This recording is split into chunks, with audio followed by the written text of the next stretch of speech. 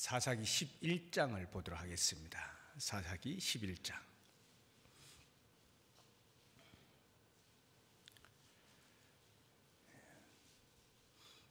입다라고 하는 사사가 있는데 입다에 대한 이야기입니다. 10장 뒷부분에서부터 12장 7절까지 입다에 대한 이야기들이 나오는데 우리가 읽을 말씀은 11장 1절에서 3절까지만 읽어보도록 하겠습니다. 11장 1절에서 3절까지 같이 한 목소리 읽겠습니다. 길르앗 사람 입다는 큰 용사였으니 기생이 길르앗에게서 낳은 아들이었고 길르앗의 아내도 그의 아들들을 낳았더라. 그 아내의 아들들이 자라매 입다를 쫓아내며 그에게 이르되 너는 다른 여인의 자식이니 우리 아버지의 집에서 기업을 잊지 못하리라 한지라. 이에 입다가 그의 형제들을 피하여 돕 땅에 거주하며 잡류가 그에게로 모여와서 그와 함께 출입하였더라. 아멘. 입다는 이스라엘 사사 12명 가운데 8번째 사사입니다. 어제까지 우리가 4번째 드보라까지 보았고 좀 건너뛰어서 8번째 사사인 입다 이야기를 좀 하려고 하는데, 이 사사기에서 입다가 차지하는 위치가 조금 독특한 것들이 있습니다. 그 독특한 것 몇 가지를 제가 좀 소개를 하고 입다가 어떠한 사람이었는가 하는 것을 생각을 해보도록 하겠습니다. 우선 이스라엘 백성들이 타락을 하고 하나님의 구원을 받은 다음에 태평성대를 누리고 그에 따라서 다시 재타락을 할 때에는 이전보다 좀 더 심각하게 죄를 짓는다라는 말씀을 드렸습니다. 그런데 이 입다의 때를 보게 되면 그 어느 때보다도 가장 전면적으로 심각한 죄를 짓고 있는 때였다 하는 것을 볼 수가 있습니다. 10장 6절을 보시기 바랍니다. 10장 6절 같이 한번 읽어볼까요? 이스라엘 자손이 다시 여호와의 목전에 악을 행하여 바알들과 아스다롯과 아람의 신들과 시돈의 신들과 모압의 신들과 암몬 자손의 신들과 블레셋 사람들의 신들을 섬기고 여호와를 버리고 그를 섬기지 아니하므로, 여기를 보시게 되면 지금 7나라의 우상들의 이름이 등장을 하고 있습니다. 7나라에서 섬기고 있는 신들을 소개하고 있어요. 그만큼 이스라엘 백성들이 전면적으로 우상을 섬기고 있다라고 하는 것을 보여주고 있습니다. 바알과 아세라 이 정도에서 점점 늘어나서 이제 주변 국가들이 섬기는 신들은 몽땅 다 가져다가 우상 숭배를 하고 있는 그러한 극으로 치닫고 있는 모습을 보게 됩니다. 그래서 그런지는 모르겠습니다만 이스라엘 백성들이 또다시 탄압을 받게 되어질 때에 부르짖습니다. 하나님 제발 좀 살려주십시오 라고 할 때에 입다의 이야기 속에서만 하나님께서 최초로 그리고 마지막으로 거부하시는 장면이 나옵니다. 10장 11절 보시기 바랍니다. 10장 11절 제가 좀 빨리 읽어볼게요. 여호와께서 이스라엘 자손에게 이르시되 내가 애굽 사람과 아모리 사람과 암몬 자손과 블레셋 사람에게서 너희를 구원하지 아니하였느냐. 또 시돈 사람과 아말렉 사람과 마온 사람이 너희를 압제할 때에 너희가 내게 부르짖음으로 내가 너희를 그들의 손에서 구원하였거늘. 여기를 보시게 되면은 또 7나라가 나오는데요, 참 공교롭습니다. 그러한 나라들에서 내가 너희들을 건져 주었는데 하고 13절 너희가 나를 버리고 다른 신들을 섬기니 그러므로 내가 다시는 너희를 구원하지 아니하리라. 가서 너희가 택한 신들에게 부르짖어 너희의 환난 때에 그들이 너희를 구원하게 하라 하신지라. 이렇게 말씀하신 적이 없거든요. 하나님께서는 당신의 백성들이 부르짖으면 즉각적으로 사사를 세워서 구원을 해 주셨는데 입다의 때만 이렇게 하나님께서 야, 더 이상 싫다. 이제 너희들이 섬기는 그 신들에 가서 한번 구원해 달라고 해봐라 하고 거절을 하시는 겁니다.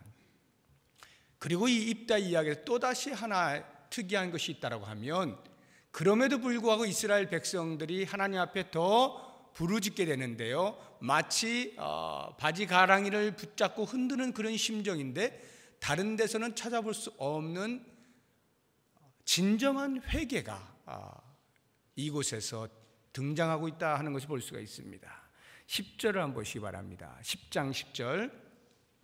이스라엘 자손이 여호와께 부르짖어 이르되 우리가 우리 하나님을 버리고 바알들을 섬김으로 주께 범죄하였습니다. 이렇게 했더니 하나님이 너희가 섬겼던 그 신들에게나 가봐라고 하셨거든요. 그러자 15절을 보십시오.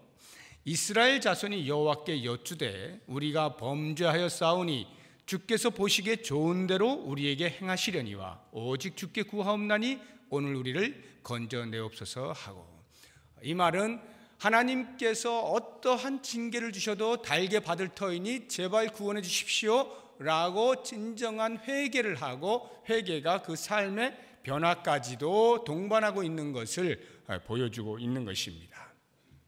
이렇게 이스라엘이 회개하는 모습은 입다에게서 처음 보게 되어지는 것이죠. 또 다른 독특한 면이 있다고 한다면 다른 모든 사사들은 다 하나님께서 세우셔요. 하나님이 부르시고 하나님께서 사사라 임명해 주시고 하는데 입다만큼은 그런 장면이 안 나옵니다. 길르앗이라고 하는 곳에 사는 장로들이 찾아와서 입다를 사사로 세웁니다. 물론 성경에 기록되지 아니한 뒷이야기들 속에서 하나님께 세우신 어떤 그런 흔적들을 찾아볼 수 있겠습니다만 적어도 기록상으로 볼 때에 하나님이 세우셨다는 말이 없고 사람들이 입다를 세웠다 하는 것이 독특한 면이라 할 수 있겠습니다.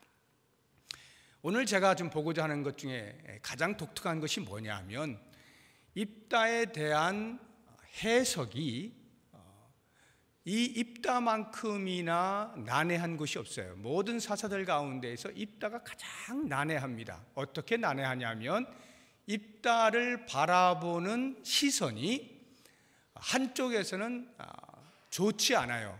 입다는 참 안 좋은 사람이야. 특히 이렇게 안 좋게 보고 있는 이유 중에 하나가 그 서원한 것 때문에 그렇습니다. 서원을 했는데 자기 딸이 걸리지 않습니까? 그래서 그 딸을 바쳤다라고 하는 것인데 그런 것들을 보고 이제 입다에 대해서 안 좋은 시각을 갖고 있는 해석이 있어요. 이게 전통적으로 우리 정통 보수가 하는 그러한 해석입니다. 또 다른 하나의 좀 대조되는 해석이 있는데 그것은 입다를 좀 좋은 면에서 보는 것입니다. 이러이러해서 입다가 이러이러하다라고 하는 좋은 관점에서 입다를 해석하는 그런 것들이 있는데 이 두 가지가 사실 굉장히 팽팽해요.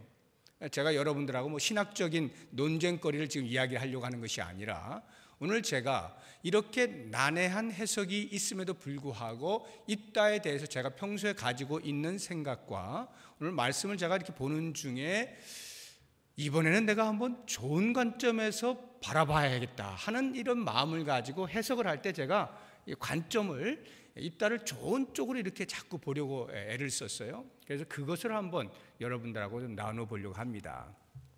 그러니까 혹시 다른 분들이 좀 좋지 않게 이렇게 해석을 하여 설교를 하더라도 틀린 것이 아니니까 있을 수 있는 이야기니까 그렇게 이해를 하셔라 하는 것입니다. 오늘 저는 좋은 관점에서 한번 입다를 살펴보도록 하겠습니다. 한 4가지를 이야기할 것인데 가장 먼저 입다는 원수 갚는 것을 하나님께 맡긴 사람이에요.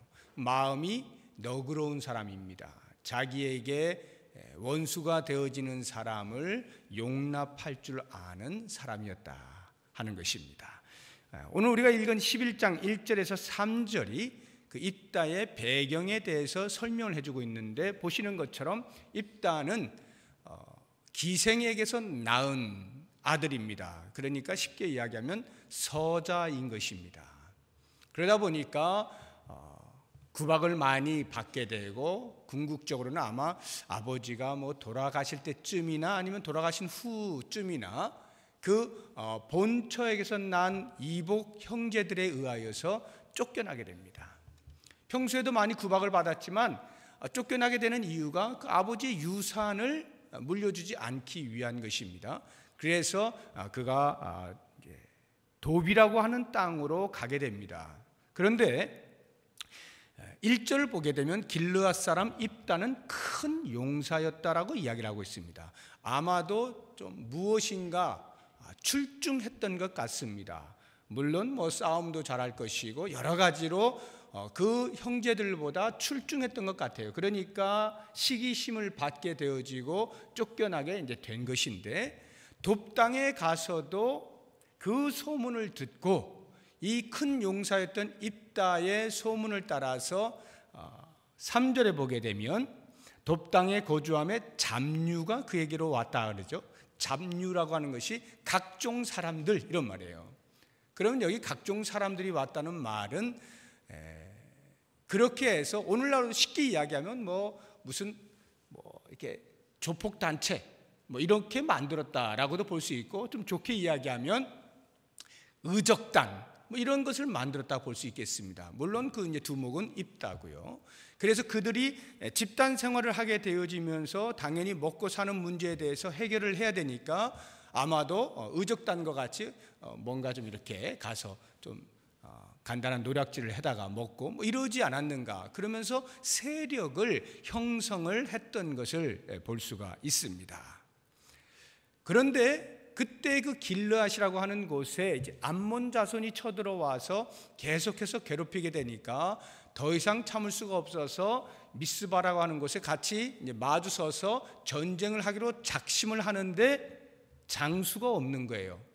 그 길르앗의 장로들이 고민하다가 소문을 들었겠죠. 평소에도 입다가 큰 용사였던 것이 동네에선 이미 다 알고 있는 것인데, 저기 어디 쫓겨나서 돕이라고 하는 땅에서 이러저러한 세력을 형성했다더라. 아마도 소문을 들었겠죠. 쫓아간 겁니다. 당신이 우리의 장군이 되어주십시오 라고 부탁을 한 겁니다. 그런데 이 입다가 하는 말이 11장 7절을 보십시오. 입다가 길르앗 장로들에게 이르되 너희가 전에 나를 미워하여 내 아버지 집에 쫓아내지 아니하였느냐. 쫓아낸 것은 이복 형제들이거든요. 그런데 장로들을 향하여서 너희가 나를 쫓아냈다라고 말을 하는 것은 아마도 이복 형제들이 쫓아내고자 할 때에 자기들의 힘으로 안 되니까 장로들의 힘을 빌리지 않았을까 하는 생각이 듭니다. 그래서 동네 전체에서 이러저러한 법적인 것들을 들이밀면서 입다로 하여금 더 이상 그 집에 머물러 있을 수 없도록 만든 것 같아요. 그러니까 이 입다의 마음속에는 자기 이복 형제들뿐만 아니라 그렇게 작당을 한 사람들이 다 기억이 나겠죠. 근데 바로 그 사람들이 면전에 와서 지금 그렇게 힘들게 되니까 이제 와서 자기들의 장군이 되어달라라고 말을 하니 얼마나 기가 막히겠어요. 그래서 하는 말입니다. 다시 7절 뒷부분에 이제 너희가 환난을 당하였다고 어찌하여 내게 왔느냐 하니라. 그런데 그 길르앗 장로들이 물러서지 아니하고 계속해서 이야기를 합니다. 그러다 보니까 이 입다가 결국에는 대의적 차원에서 나라를 구해야 되겠다라고 하는 마음에 그들의 제안을 수락을 하게 되는 것입니다. 이 장면을 우리가 읽자고 하면 그냥 읽을 수도 있겠습니다만 그 입장이 되어보면 자기를 해했던 사람이고 같이 지냈던 사람이고 동네 사람이었고 보호해 줄 수도 있었던 사람들이었는데 그들이 그렇게 하지 않냐고 자기를 내쳤을 때 그러한 상실감과 배반감 등을 마음 깊은 곳에서부터 지워지지 아니한 채 살았을 것이 틀림없는데 위기의 상황에 도움을 요청할 때 그 도움을 단호하게 거절하지 아니하고 그것을 품고 그들을 구하기로 작정을 하고 있는 이것을 보게 되면 마치 성경이 이야기하고 있는 선으로 악을 이기는 사람이 아니냐 하는 모습을 볼 수가 있게 되는 것입니다. 두 번째로 입다의 좋은 점을 보자고 한다면 지혜와 용기의 조화를 가진 사람이라, 또는 때를 아는 사람이다, 이렇게 말을 할 수가 있겠습니다. 전도서 3장에 보면 여러 때들이 나오죠. 사람이 날 때가 있고 죽을 때가 있는 것이고, 사람이 심을 때가 있고 거둘 때가 있는 것이죠. 돌을 던질 때가 있고 돌을 맞을 때가 있고 때가 있는 법인데 그 때를 입다는 참 잘 아는 사람이었다 하는 생각이 듭니다. 이제 그가 장군이 되어서 대치하고 있는 암몬과 대화를 합니다. 처음부터 다짜고짜 전쟁 벌이지 않아요. 사신을 보내서 이유를 묻습니다. 너희들이 왜 우리에게 이렇게 와서 공격을 하느냐? 그때 이 암몬 사람들이 말합니다. 너희들이 우리 땅을 가져갔다. 그러니 그 땅 내놔 라고 할 때에 입다가 역사적으로 조목조목 이야기를 합니다. 과거의 선조들이 어떻게 해서 가나안 땅까지 들어가게 됐는가라고 하는 경로에 대해서 아주 상세하게 이야기하면서 암몬이여, 당신들의 나라에 대해서 한 번도 침략을 한 적이 없고 가져간 적이 없어.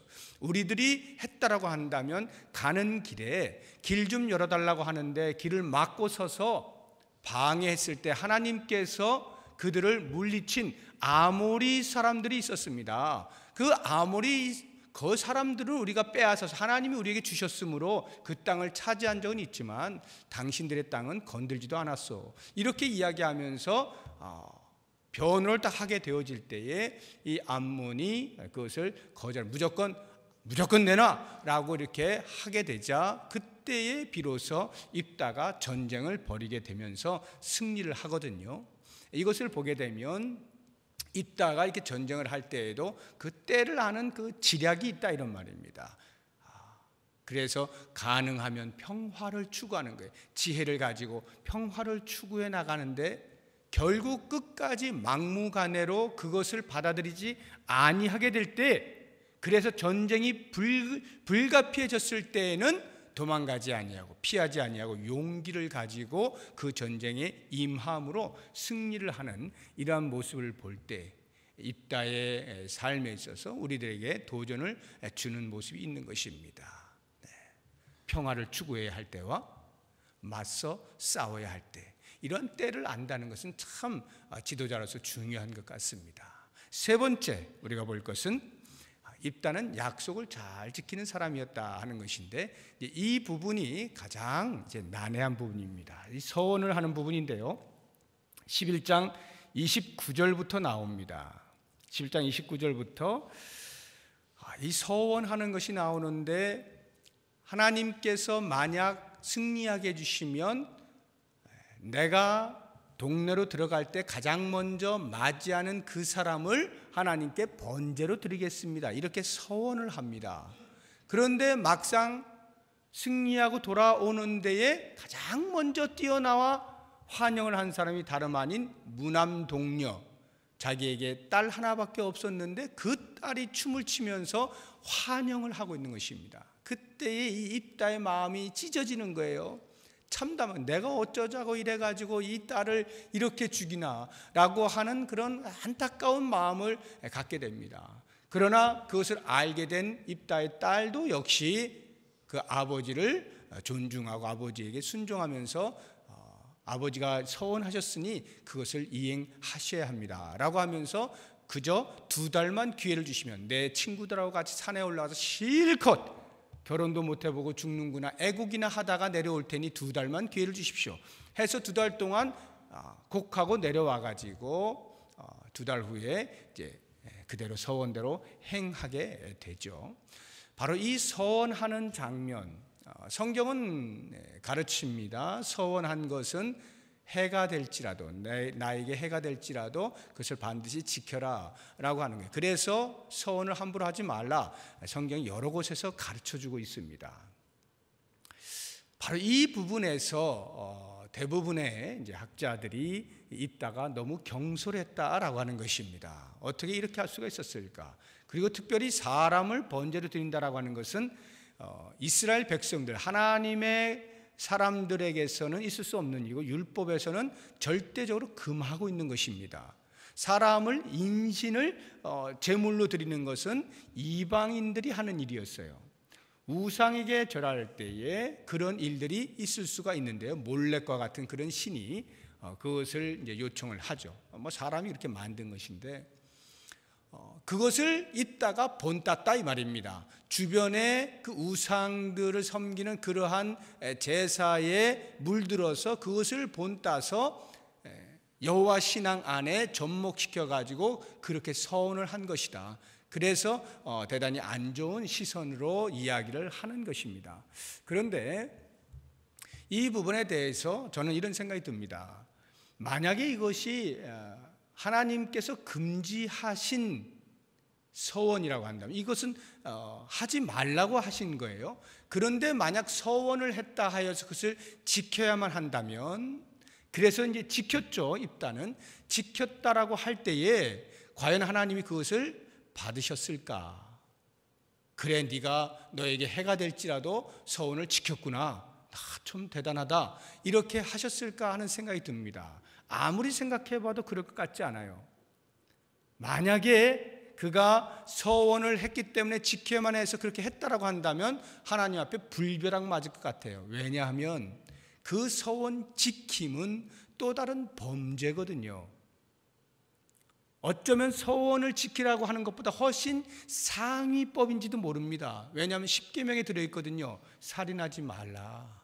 그런데 자기의 딸을 아무런 근거 없이 서원했다고 하는 그 한 가지 이유만으로 제물로 바친다면 살인을 하는 행위인데, 그래서 하나님이 절대적으로 금한 것인데 서원했다 하여 그것을 받으셨다고 하면 하나님이 아니시죠. 자기의 서원함이 또 다른 범죄를 일으킨다면 그것은 아니지 않느냐 하는 것입니다. 그러면 서원을 고쳐야 되는 것이죠. 그런 면에서 보게 될 때 우리가 전통적으로 이렇게 이야기를 하는 많은 분들이 이런 그 딜레마에 빠지는 겁니다. 안 좋게는 이야기하는데 약속은 참 잘 지킨 사람이라고 말을 하거든요. 근데 이게 맞지가 않는 말입니다. 그래서 이 부분에 대해서 새로운 시각이 좀 필요한데, 그래서 많은 사람들이 또 다른 어떤 그 해석을 내놓는 것이, 이 딸이 죽은 것이 아니라 번제로 드린 것이 아니라 성막에서 수종드는 여인으로 평생 처녀로 살게 된 것이다, 이렇게 이제 해석을 하는 것입니다. 이 부분에 대해서도 물론 이제 반대되는 이야기들이 많이 있을 수 있습니다만, 그렇게 보게 될 때에 이 서원함이 하나님께서 받으신 것이 되고, 하나님이 받으셨기 때문에 입다가 히브리서 11장에 보면은 다른 사람들과 함께 기드온, 입다, 삼손, 다윗, 사무엘 이렇게 해서 영웅의 그 리스트에, 반열에 올라 있는 것입니다. 그래서 입다는 자기의 딸이, 하나밖에 없는 딸이 성막에 가서 수종드는 여인으로 평생 처녀로 살게 되면 자기의 대자치가 끊어지는 것 아닙니까? 그리고 그 당시에 여인이 결혼하지 못하고 처녀로 사는 것이 가장 수치스러운 것이었고, 결혼하였어도 자녀가 없으면 수치스러운 것이었는데, 바로 그러한 자리에 내몰게 되어진 것에 대한 참담함으로 얼마든지 볼 수가 있는 것이죠. 이렇게 볼 때 그러함에도 불구하고 하나님 앞에 서원한 것이기 때문에 자기에게는 손해가 될지라도 지켰다라고 하는 것입니다. 그래서 이 해가 될지라도 지킨다는 말의 의미는 본인에게 손해가 될지라도라는 뜻이지, 죄를 지어도 이런 뜻이 아니다 하는 것을 우리가 알 필요가 있는 것입니다. 이렇게 입다는 하나님 앞에서 약속한 것에 대해서 본인에게 치명적인 실수가 되어지고 손해가 되어지는 것임에도 불구하고 지켜냈다라고 하는 면에서 오늘날 지도자들의 어떤 그 자질 부분에서 좀 도전이 되는 그런 말씀이 아닌가 하는 생각을 해봅니다. 마지막으로 제가 한 가지 더 보려고 하는 것은, 다른 그 무엇보다도 입다는 신앙의 사람이었다는 것입니다. 그 누구보다도 신앙을 버려도 될 만한 사람이에요, 입다는. 왜냐하면 그 이스라엘 백성들에게서 쫓겨나지 않습니까? 참 아이러니한 것은요, 그 길르앗의 장로들이 전쟁을 치르고자 할 때에 여호와 신앙을 가지고 있었다라고 한다면 그 누구보다도 먼저 하나님 앞에 가서 물었어야 할 것이고, 하나님 앞에 어떻게 할까요? 하나님 도와주세요, 이렇게 해야 될 것 같은데, 그 장로들은 전부 입다를 찾아간 것입니다. 사람을 찾아가서 좀 도와줘 라고 이야기한 것인데요, 그런 전쟁이 났을 때에 입다는 전혀 다른 태도를 취하게 됩니다. 그런 것을 보게 되면 입다가 평소에 어떠한 마음을 가지고 있었는가 하는 것을 알게 되는 것입니다. 한번 저랑 같이 말씀을 찾아봅니다. 11장 9절 보시기 바랍니다. 11장 9절 우리 같이 읽어봅니다. 입다가 길르앗 장로들에게 이르되 너희가 나를 데리고 고향으로 돌아가서 암몬 자손과 싸우게 할 때에 만일 여호와께서 그들을 내게 넘겨주시면 내가 과연 너희의 머리가 되겠느냐 하니, 만일 여호와께서 그들을 내게 넘겨주시면, 장로들은 입다가 우리를 구원해 줄지 모르겠다라고 입다를 찾아가고 있지만 정작 입다는 여호와께서 손에 붙여주실 그 부분을 이해하고 있었던 것입니다. 그래서 이렇게 이야기를 하고 있는 것이죠. 11절 보시기 바랍니다. 이에 입다가 길르앗 장로들과 함께 가니 백성이 그를 자기들의 머리와 장관을 삼은지라. 입다가 미스바에서 지금 대적하고 있는 그곳에서 자기의 말을 다 여호와 앞에 아뢰니라. 자기의 말을 기도했다 이런 말입니다. 어떤 기도의 내용인지 모르겠습니다만 적어도 하나님이여 저를 이렇게 불러주신 것 감사합니다. 이제 제가 싸우러 나아갑니다. 힘을 주십시오. 뭐 이런 기도를 했겠죠. 하나님을 온전히 신뢰하고 있는 그러한 모습을 보게 되는 것입니다. 24절 보시기 바랍니다. 내 신 그모스가 내게 주어 차지하게 한 것을 내가 차지하지 아니하겠느냐?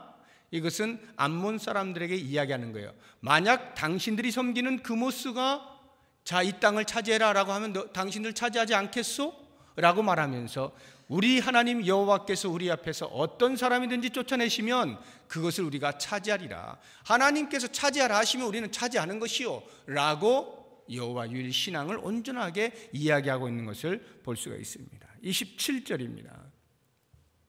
내가 내게 죄를 짓지 아니하였거늘 내가 나를 쳐서 내게 악을 행하고자 하는도다. 원하건대 심판하시는 여호와께서 오늘 이스라엘 자손과 암몬 자손 사이에 판결하시옵소서. 이따가 그 암몬 사람들에게 최종적으로 이야기하는 것입니다. 잘 말을 듣지 아니하고 이렇게 악을 행하려고 하는데 여호와께서 당신과 우리 사이에 판결을 하실 것이요 라고 이야기하는 거죠. 마지막 29절 보십시오. 이에 여호와의 영이 입다에게 임하니, 여호와의 영이 입다에게 임함으로 입다가 사사인 것을 증명할 뿐만 아니라 이 일을 하는데 적합한 자요 하나님의 능력을 받은 자이다 라고 하는 것을 보여주고 있는 것입니다. 이렇게 볼 때에 입다에게서는 오히려 자기를 내쫓은 그 이스라엘 백성들을 생각해 볼 때에 이제 나는 신앙도 같이 버려야 되겠다. 저런 사람들을 볼 때 어떻게 그 신앙을 내가 갖겠단 말인가 라고 하면서 차라리 돕당에 가서 그 돕에서 섬기는 다른 신들을 섬길 수도 있었을 터인데 오히려 그의 마음 가운데는 아무리 사람들에게는 버려진 바 되었다 할지라도 하나님을 믿는 믿음의 자리를 벗어나지 아니한 모습을 보게 되는 것입니다.